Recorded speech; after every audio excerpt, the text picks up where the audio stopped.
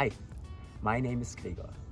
I am the current team leader of team number 60, a group of members of the AkaModell Stuttgart. Until now, it has been a long tradition that the AkaModell participates at the Air Cargo Challenge.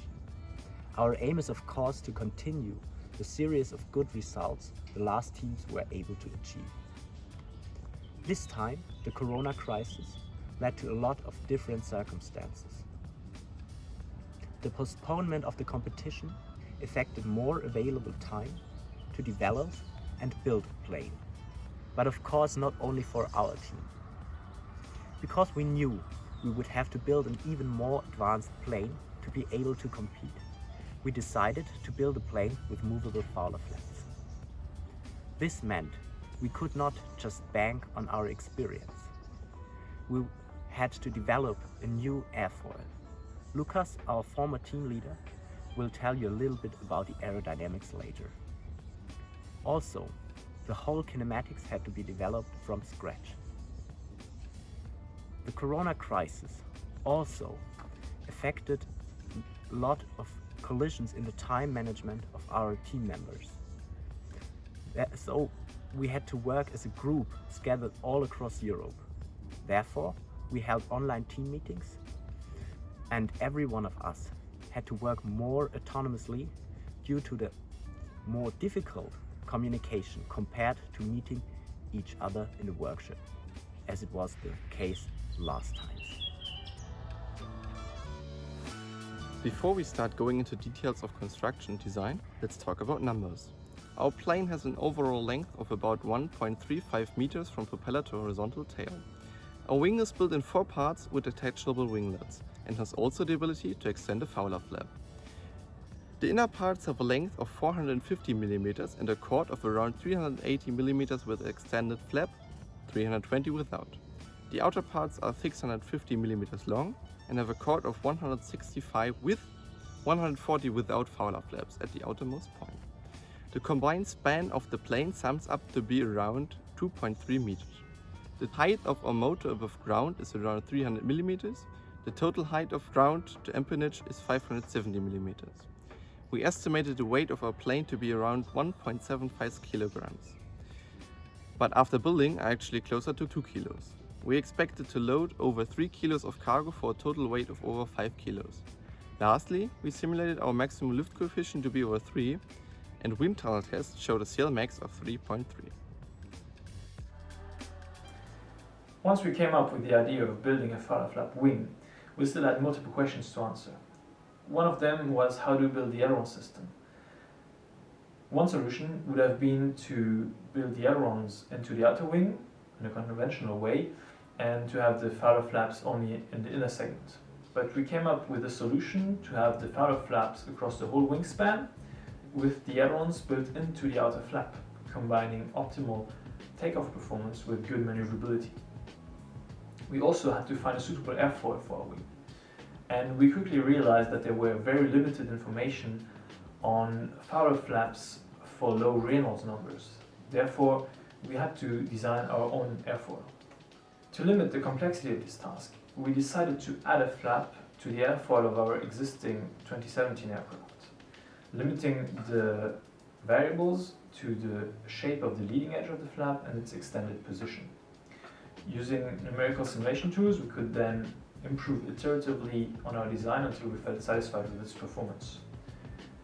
That design has a flap depth of 47% and its chord grows by 19% in its extended position, giving us a significant increase in maximum lift at takeoff. Yet, to be absolutely sure that this performance could be met in real life, we went on to build a model of this airfoil and to test it in a wind tunnel.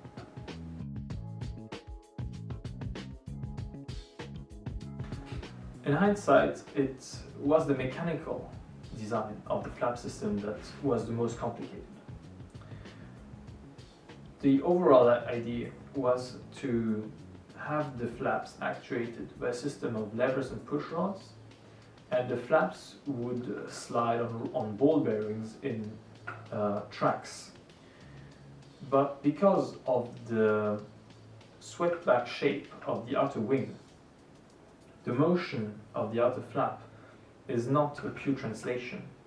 It also rotates, and therefore the geometry of those tracks became quite complicated, and it turned out quite challenging to model and to manufacture them. Furthermore, we also had to fit all this kinematic into the wing, and that's where the CAD system was of great help, because it allowed us to build a kind of digital twin of the aircraft, to simulate all the mechanics, to design all the fixtures and toolings that were necessary for assembly, and to make sure that this design would work from the first trial, because we did not have the time to do multiple iterations on the wing design. Hi, my name is Annik. I joined the AkaModell in 2020 when Gregor approached me to join the Air Cargo Challenge team. This was a chance for me to finally get my first hands-on experience with model aircraft, since I didn't bring any prior experience. A big part of what I've done was the wind tunnel testing at the Institute of Aerodynamics in Stuttgart. In late 2020 we did measurements on the propellers in the medium-sized low-speed wind tunnel. For this I've designed the test stand and also been a part of the measuring team. The goal was to obtain the necessary data so that we could choose the best propeller for our application, while also providing the necessary data for the designing process. In November of 2021 we did another test series at the Institute using the model wind tunnel. The idea was to build a model of the flap we've been designing in order to validate aerodynamic calculations and also find an optimum for the slot size and deflection angle.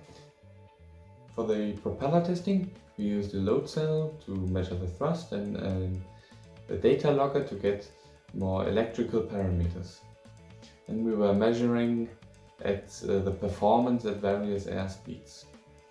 The model wind tunnel, on the other hand, had the option to use a weight rake to measure the drag coefficient and the scale connected to the mount for measuring the lift coefficient.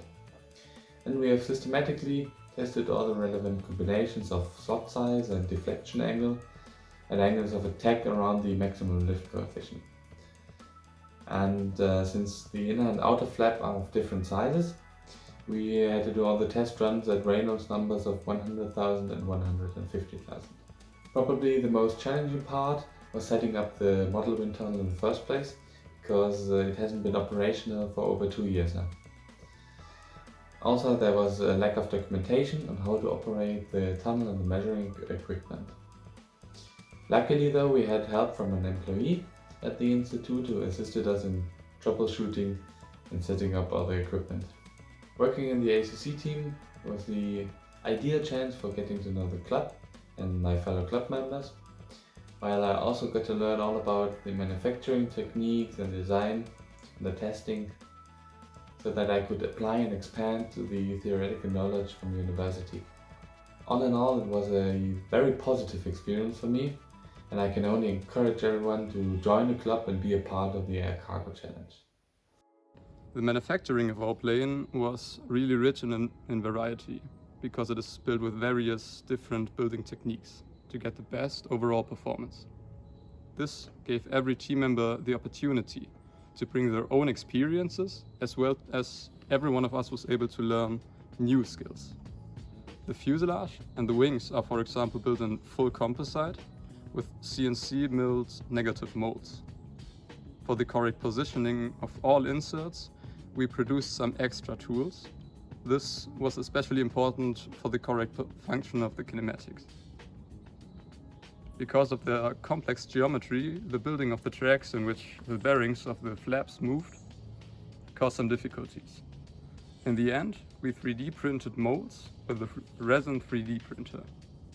These molds were filled with some carbon fiber rovings and short carbon fiber reinforced resin. Almost all parts of the tail are built in a wooden rib construction and are covered with heat shrinking film.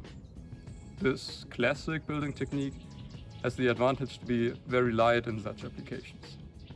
The wheels are built out of fiber reinforced resin with the core made out of foam. The winglets in the elevator flap are built with positive foam cores and ultra lightweight carbon or glass fiber fabrics.